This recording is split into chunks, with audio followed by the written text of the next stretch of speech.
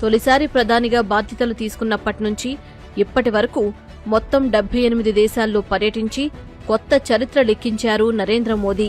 2014 June 15, 16 తేదీలలో భూటాన్తో మొదలైన ప్రధాని మోదీ విదేశీ పర్యటన ప్రస్థానం ప్రస్తుతం ఫ్రాన్స్, స్లోవేకియా పర్యటనలతో 100 విదేశీ పర్యటనల మార్కు చేరుకుంది.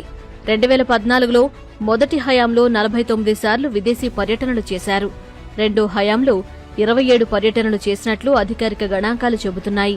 G7 సదస్సులో పాల్గొనేంత వరకు 24 పర్యటనలు పూర్తి చేయనున్నారు.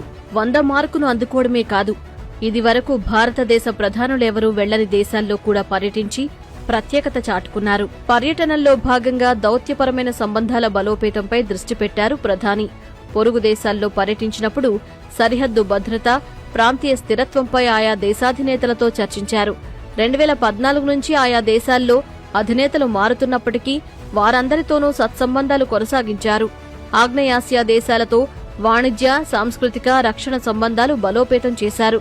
ముఖ్యంగా America, Russia, China, Europe, German, Japan వంటి దేశాల్లో కీలక సమయాల్లో పర్యటించి భారత ఉనికిని చాటారు.